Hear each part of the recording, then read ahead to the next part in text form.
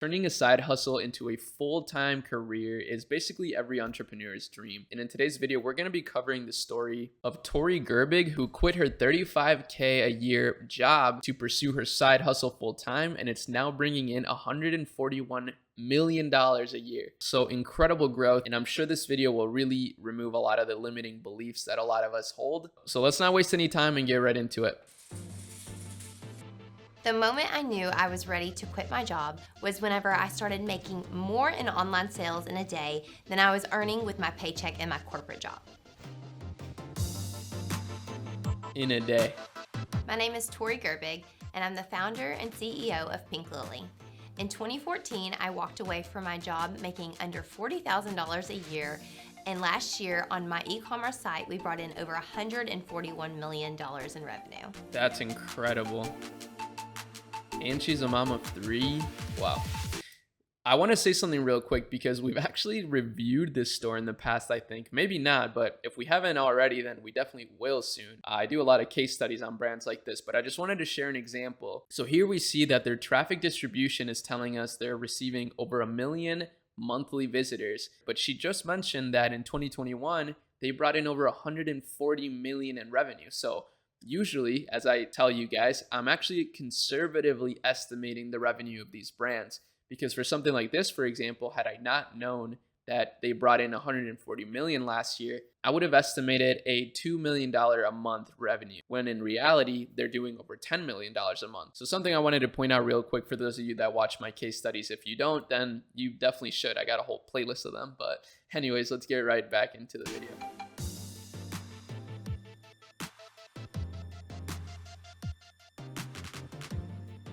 In 2009, I graduated from college right in the middle of a recession.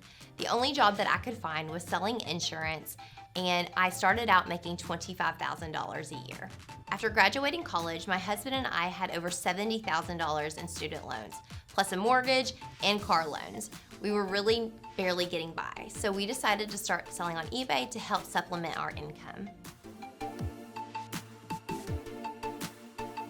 Wow, $300 on eBay. That's how they got started.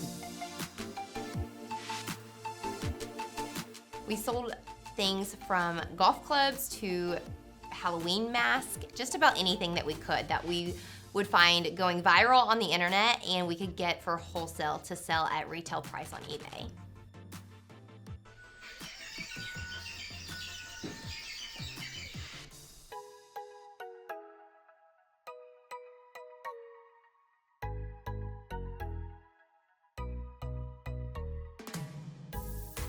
Wow. I was posting items on there daily, and it was a huge increase based on the years prior on eBay. That's so interesting. So she kickstarted her brand by creating a Facebook group where she would share the brand's clothes. That's a very clever way to build a community and get some sales. Facebook group really helped catapult the sales and really ignited the fire in this whole business.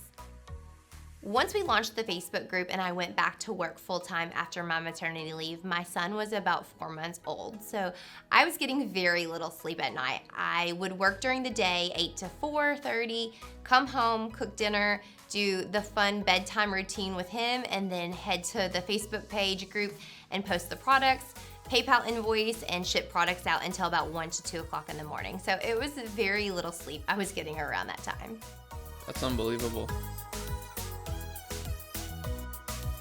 I do remember selling items out of the trunk of my car, though, on my lunch breaks and asking to leave early here and there for me to go into town to meet people to sell my products.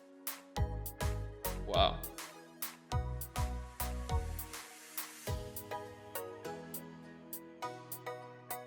It was time for us to launch this website so we could reach a larger audience, and it would also capture sales at any time during the day versus only whenever I was on with the Facebook group.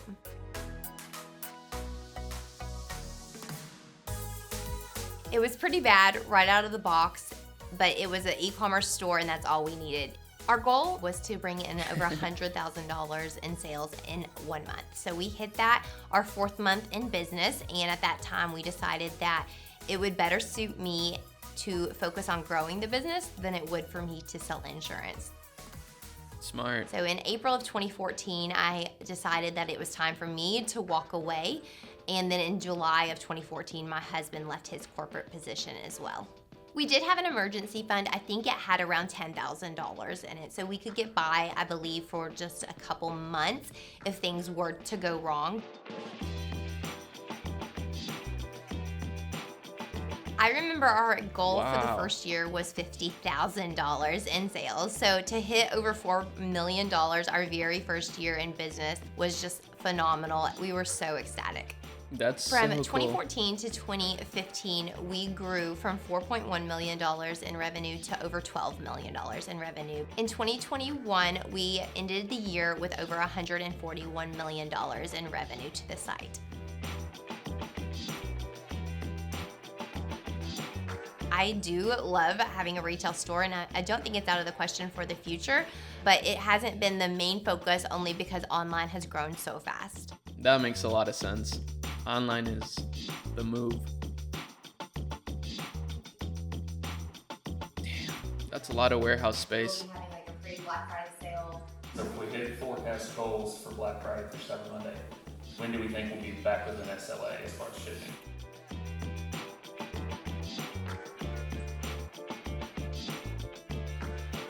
So he's the operator. It is not the easiest thing in the world to have a business with your spouse. Luckily, we work very well together, and I think it's because we also worked together prior to starting a business. We did meet while working at a restaurant in college, and we're very familiar with the way that both of us work. We both have very hardworking personalities, and we go very well together because my husband is much more laid back. I'm very high strung, so we complement each other very well, which works for us very well.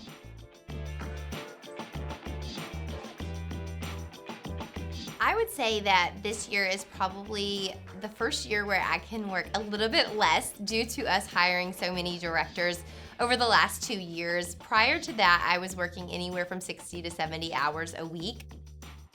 My day-to-day changes every single day. So I come in, and several days a week, I have a full calendar of Zoom meetings, touch bases with the directors and marketing team, buying team, customer service team. One day a week, I still go to the buying meetings because I still have a very large input on the product that we carry for the customer.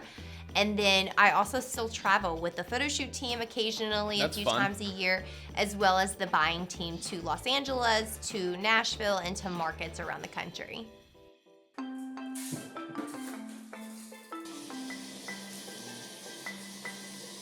Leaving corporate America and starting Pinkly was one of the very best decisions I've made in my life.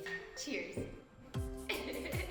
Drink. It has opened up so many opportunities. I have gotten to meet amazing women and men throughout the whole country. I get to travel. I get to spend more time with my kids. We are debt-free. We have the financial freedom to do so many things in life, and I honestly just am much happier now that I get to work for myself. Oh, wow. Does Reese look so pretty? Mommy, do you have one like this? Your head. Mommy, do you have one like this? Mommy, do you have one like this at home? I do. Would you? Can I have it? We'll see, maybe.